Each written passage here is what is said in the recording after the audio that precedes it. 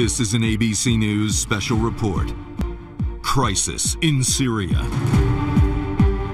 Hello, everyone. I'm George Stephanopoulos at ABC News headquarters in New York, and we're coming on the air right now because President Obama is about to speak in the Rose Garden about the crisis in Syria.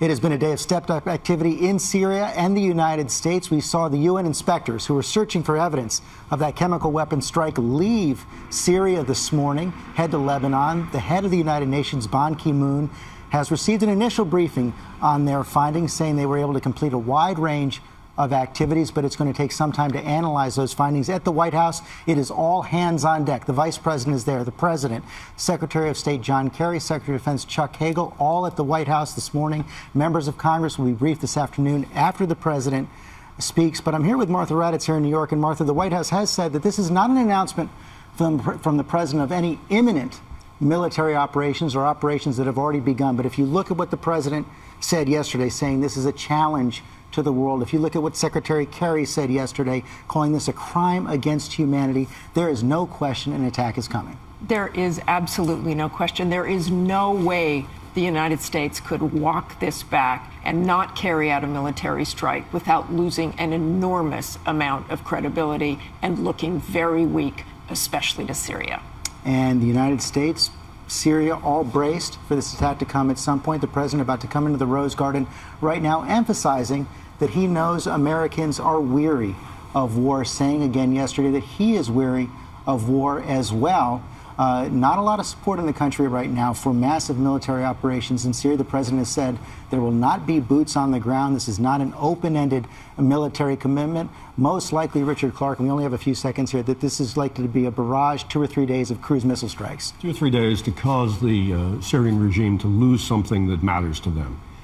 The key here is to send a message to hurt them, and that probably takes 2 or 3 days of strikes. But, Martha, the President has ruled out any kind of strike that would lead to regime change in Syria. He talks about just this limited strike to prevent and deter any more chemical weapons attacks. That's pretty much impossible to do, to prevent any chemical weapons attacks in the future, because you can't really go after the chemical weapons themselves, but they hope it deters it in some way. And there was a blow to the President and the United States efforts when the British Parliament on Thursday, despite the support of David Cameron, the Prime Minister, said they would not support a military strike. Not only a blow, a surprise blow. I think the United States was very surprised that the British did not support the U.S. action, and the United States so far will have to go it alone, although the French are talking about joining in. And Richard Clark, the French have said, the French President Francois Hollande said that he would join, and perhaps one of the reasons that the United States might be taking a little more time is to get French help in place. Well, the French airplanes have to get in place. They have cruise missiles they can launch. They could be part of this raid, but it may take a day or two for them to get to the NATO base in Turkey at Incirlik.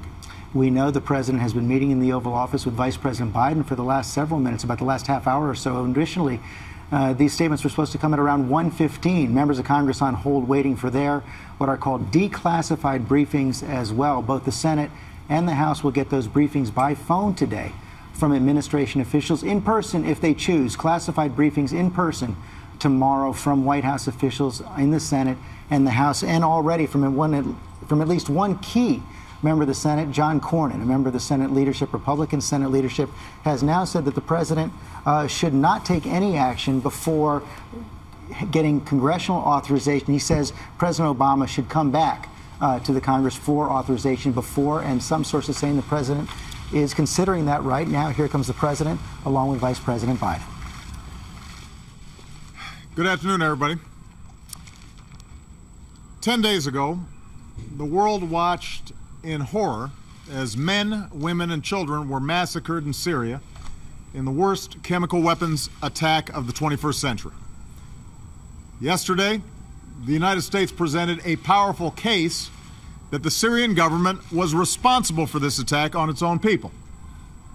Our intelligence shows the Assad regime and its forces preparing to use chemical weapons, launching rockets in the highly populated suburbs of Damascus, and acknowledging that a chemical weapons attack took place.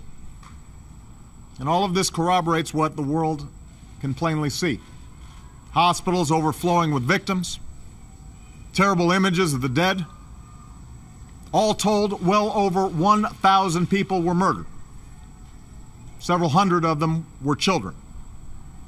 Young girls and boys gassed to death by their own government. Now, this attack is an assault on human dignity. It also presents a serious danger to our national security. It risks making a mockery of the global prohibition on the use of chemical weapons. It endangers our friends and our partners along Syria's borders, including Israel, Jordan, Turkey, Lebanon, and Iraq. It could lead to escalating use of chemical weapons or their proliferation to terrorist groups who would do our people harm. In a world with many dangers, this menace must be confronted. Now, after careful deliberation, I have decided that the United States should take military action against Syrian regime targets. This would not be an open-ended intervention.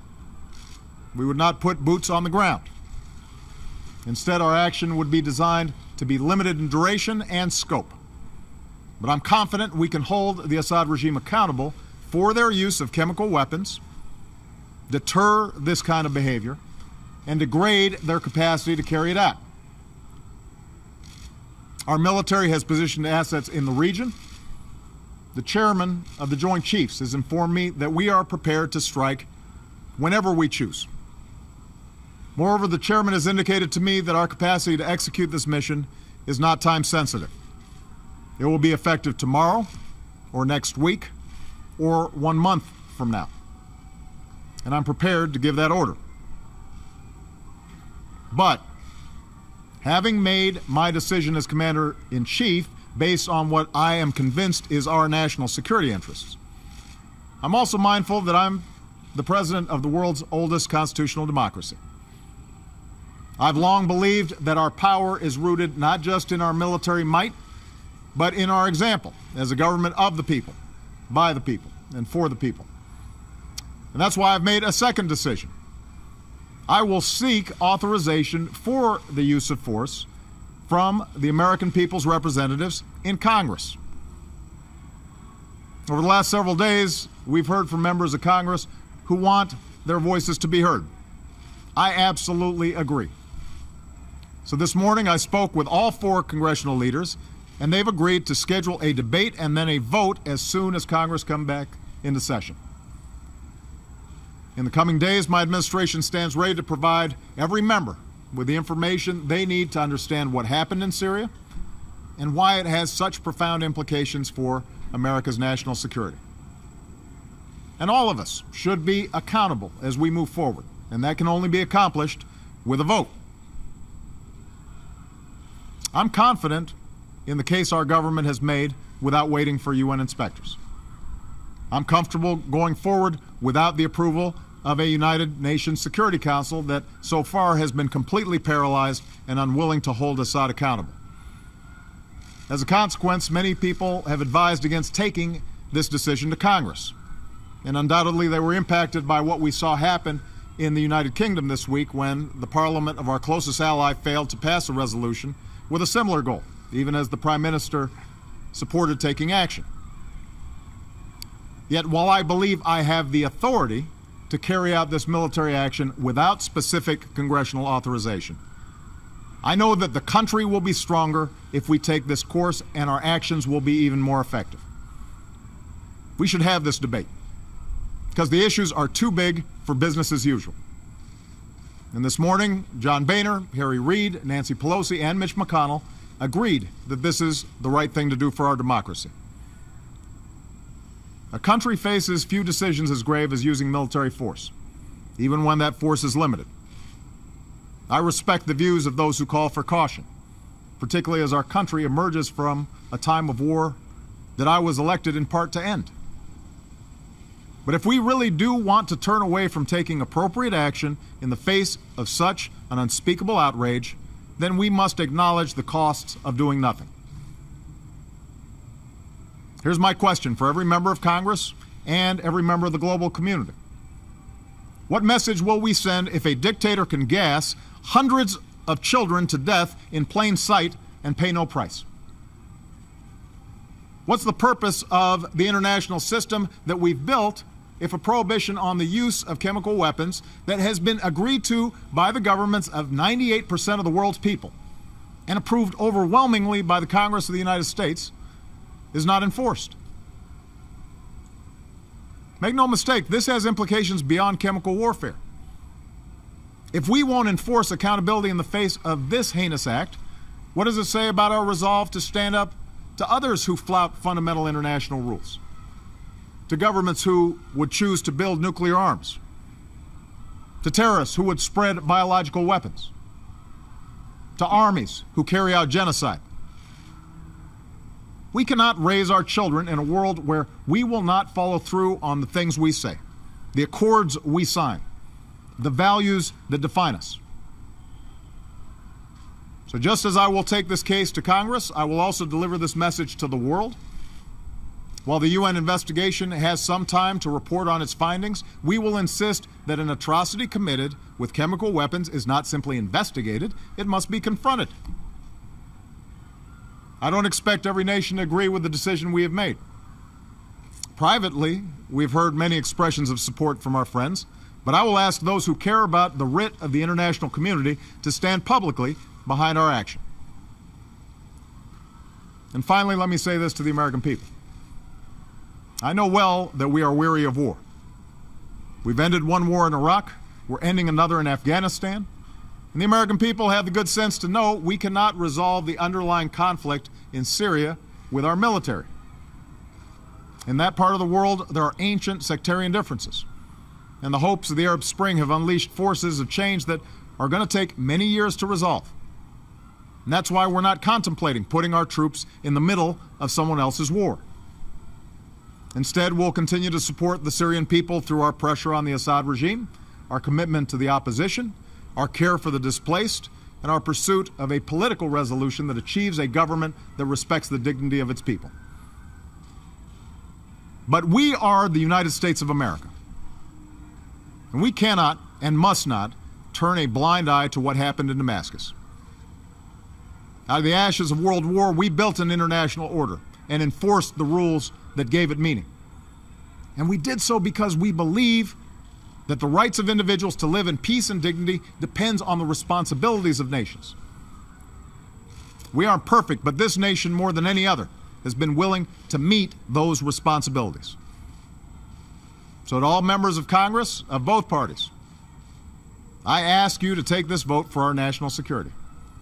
I am looking forward to the debate.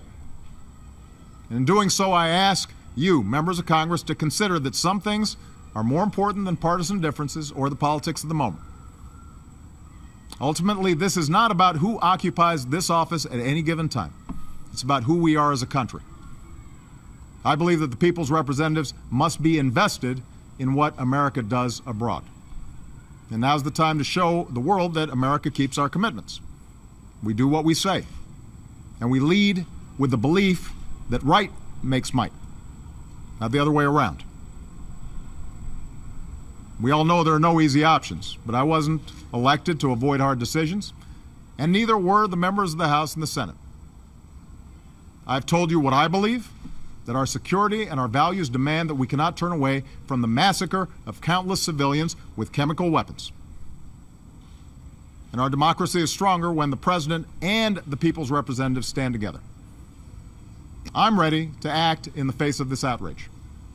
Today I'm asking Congress to send a message to the world that we are ready to move forward together as one nation. Thanks very much. Will you forgo a strike if Congress disapproves? Some headlines there from President Obama in the Rose Garden right now, saying in the wake of the worst chemical attack in the 21st century, he has decided to take military action against Syria, but also saying that he does not believe this action is time sensitive, that the chairman of the Joint Chiefs of Staff has told him it could take place at any time over the next several weeks, which also opened the door for the president to say that he will go to Congress and seek authorization for this military action. I want to go straight to Jim Avila at the White House. Something of a surprise here from the president. He said he told members of Congress, the leadership of Congress, of this decision this morning. Yes, George, this in fact is an historic change in presidential politics and sort of the arc of the way the presidents before him have chosen to do something like this. Presidents before him, the Bushes especially, have decided in the past they had the authority and went ahead and did it. This president is saying, I have the authority, but he's going to call the bluff of the Senate and the Congress, which have been asking for a vote. In fact, one of the ranking members of Congress, the senator from Texas, says today that there should be, tweeted just before the president spoke, that there should be a vote. And now the president is saying, okay, you want a vote? There's going to be one. I want you on my team. I want this to be a more powerful. This is John Cornyn's tweet right here. Today I'm calling on President Obama to bring Congress back for a vote before any military action on Syria. So the president is saying, okay, you want that responsibility with me? You want to share that responsibility? Let's do it. This is what I believe. Now I want everybody on board.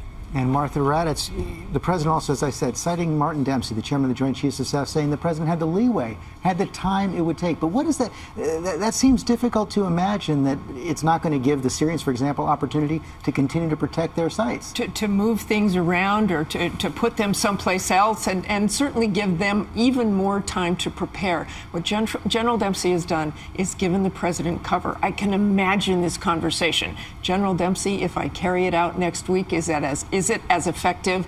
He must have said yes. If I carry it out in a month, as the president said, he was told that it is just as effective.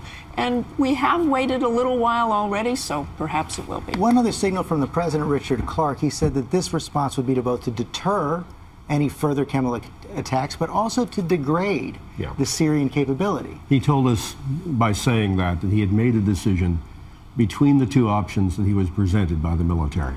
The military gave him one option, one strike plan, targets related to the chemical weapons units, and another one that takes out military targets of value. Could be the Defense Ministry, could be the entire Air Force. And what he said was today, hidden in that speech, I've made a decision. It's the bigger package. I'm going to make them pay for this. And that means a bigger strike and a longer lasting strike. Let me talk to Colonel Stephen Ganyard about that, a decorated Marine Corps officer, veteran of several fighter missions, also a veteran of the State and Defense Departments. How does the military stay ready over a long period of time for an attack like that? And when you heard the president, what clues did that give you over what kind of an attack it might be? George, the White House has been quite clear for all week that this attack would be carried out by Tomahawk missiles on Navy ships at sea. So these missiles are contained in sealed containers on these ships. We have 5 cruisers, destroyers, rather, Arleigh Burke destroyers out in the Mediterranean. They can be out there for months. The coordinates are programmed into these missiles, and it's literally and figuratively going to be a push-button strike if and when the president gets authorization from the Congress. Okay, Stephen Ganyard, I want to go to Terry Moran in Beirut right now. The whole region have been braced for an imminent attack. Terry Moran, I wonder if you're getting any kind of reaction yet. I know it's going to be difficult, but any kind of reaction at night there to the idea that there might be some time before an attack? Absolutely. There is a sense of surprise already. I can tell you that Syrian state television took this address live so that the people of Syria, at least those with electric power, whose televisions can work, heard the president. And throughout the region, much of which is rallying to the side of President Assad, President Obama's statement that he wants democracy to go forward, that the United States is about to have a grand debate, strikes them as a kind of cooling off period. But it could be a tremendous demonstration if the president gets authorization of the power of the United States democracy in this area. The problem out here right now is that the killing continues in Syria without question. Atrocities continue on both sides, and the people of Syria continue to suffer. Okay, Terry Moran, thanks very much. Once again, some big headlines from President Obama. He has decided to take military action against Syria, but has also decided to go to Congress and seek authorization for that first. We're going to continue to cover this all day long on abcnews.com. Also, much more tomorrow on GMA and This Week. I'll see you then.